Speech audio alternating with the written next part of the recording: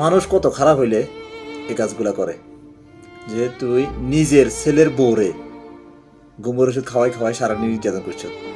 তোর যদি এতই শখ থাকে তুই বিয়ে কর, তোর বউ নাই বিয়ে কর, সমস্যা কি? ছেলেরে বলে, ছেলের বউরে বলে তুই বিয়ে কর। দীর্ঘ 2টা বছর ধরে তার নিজের ছেলের বউরে গোবর ওষুধ খাওয়াই সারাদিন নির্যাতন করছে।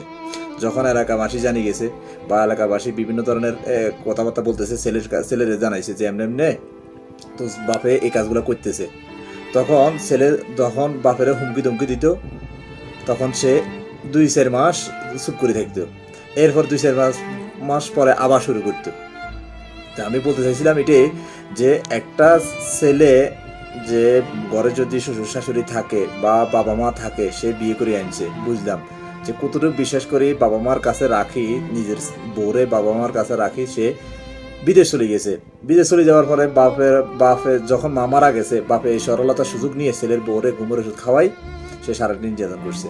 এখন মহিলাটা যখন প্রেগনেন্ট হয়ে গেছে বা গর্ভবতী হয়ে গেছে, যখন এলাকার মানুষ জানাজানি হয়ে গেছে, সবাই যখন জিজ্ঞেস করতে, যখন বলতেছে তার ফ্যাটের সমস্যা, তার লিভার ক্যান্সার হয়েছে, এইটা হয়েছে ওইটা হয়েছে, বিভিন্ন ধরনের বাহানা দিতে আছে। আর তুই কি মানুষ না জানোয়ার? যে তুই যদি মানুষ হইতি এই কাজগুলা কেমনে করলি? আর বেটা, তোর যদি দরকার হয়, বাংলাদেশে কি অভাব হচ্ছে, তুই বিয়ে কর। বুড়া মানুষ বিয়ে করতে পারে না, যেহেতু এক ফা তোর কবরে গেছে ওই, তারপরেও তুই কাজটা করছ। মান সম্মান কি আর রইল? না মান সম্মান তোর রইল, না মান সম্মান তোর ছেলে রইল। এখন ওই মহিলাটার কি অবস্থা হইল, যে ওই মহিলাটার ঘরটাতে তুই ভাঙ্গি দিলি, যে ছেলের বউ ছেলের বিয়ে করে এনছ, এখন এই দিকেও হারাইলেও ওই দিকেও হারাইলেও, দুটোটা দিকে হারাইলেও। চলো আমরা দেখি আসি।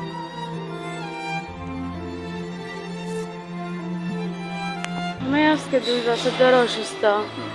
যখন একটু একটু অসুস্থ ছিলাম, তখন আমার শ্বশুরে আমাকে ডাক্তারের কাছে নিয়ে গেলে মানে আমার গায়ে হাত দিত, বিভিন্ন ধরনের খারাপ কথা বলতো। এরপর আস্তে আস্তে যখন আমার অসুস্থ বেশি বেড়ে যায়, তখন আমার শ্বশুর মানে আমার সাথে নির্যাতন করে। তখন আমাকে ঘুমের ওষুধ খাওয়াইতো, এমনি ওষুধ খাওয়াইতো, ও নিজে খাওয়াইতো, ওদের সাথে রাখতো একসাথে। ওদের সাথে না থাকলে বলছে যে ওষুধ বেশি হয়ে যাবে, তো রাত্রে কোনো একটা হয়ে গেলে আমাদের সাথে থাকে, এরকম বলে ওদের সাথে একসাথে এক বিছনায় রাখতো। এরকম হতে হতে আমার 8 মাসের গর্ভ হয়ে গেছিল, আমি নিজেই জানি না।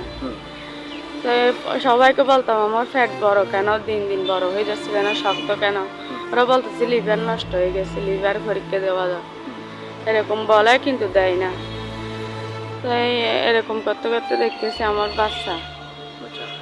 আপনি উনি যে আপনার সাথে শারীরিক মেলামেশা করতে, এটা আপনি কখনো কি বুঝতে পারেন না, কখনো বুঝতে পারি নাই। আমি একদম মরার মতো ছিলাম। ও আমার ওষুধ খাওয়াইলে খাইতাম, না খাইলে দিন রাত কোন দিক দিয়ে যেতাম নিজে জানি না। আপনার শ্বশুরের নামটা কি? আমার শ্বশুরের নাম বজল আহমেদ। বজল আহমেদ। আপনার স্বামীর নামটা কি? মোহাম্মদ বেলাল। আপনার স্বামী কোথায় থাকে? আমার স্বামী বিদেশে থাকে, 2.5 বছর আছে। 2.5 বছর হচ্ছে। এই বিষয়টা নিয়ে কি আপনার স্বামী জানে? আপনার স্বামী হ্যাঁ, সবাই জানে। ওর আব্বু যে এর আগে এরকম করছে, আমি সব ওদেরকে বলছি, 3-4 বার অবজেকশন দিছি। ওরা বাপরে গালাগালি করে, 2-3 মাস বন্ধ হয়ে যায় মাথা, আমার সাথে কথা বলে না। এরপরে আবার মানে অন্য ধরনের অবস্থা করে। এ নিয়ে অনেক বিচার সালিশ হয়েছে। আমার মামা তারা গেছিল, আমি থাকবো না বলছিলাম, ওরা আমার গালি তালি দিয়ে রাখছে। আমার শ্বশুর কলমা পরে আমাকে মেয়ে হিসেবে গছি নিছে, এরপরেও এরকম অবস্থা। আমি 2টা কোরআন শরীফ মাতালে ওদেরকে বিশ্বাস করাইতে পারি না যে ওরা যে এরকম খারাপ করতেছে আমার সাথে, কেউ বিশ্বাস করে না। আচ্ছা, আপনার এর আগে আপনার কোনো সন্তান আছে কিনা? একটা আছে, 6 বছরের মেয়ে। জি। এখন আপনি কি চান? আপনার শ্বশুর যে আপনাকে এই ধরনের নির্যাতন করছে, সেক্ষেত্রে আপনি কি চান?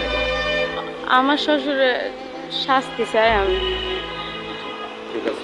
আমার বাসুর কালকে আমাকে আর ফোন দিয়ে বলতেছে যে আমার মামাকে নাকি আমাকে বিয়ে করাই দিবে। বলতেছে পুলিশে কি বাল করতে পারবে, তোর মামারে তোর বিয়ে করাই দিবে সম্বল বাজার বেঁধে রাখে, এরকম বলতেছে আমার বাসুর বড়টা।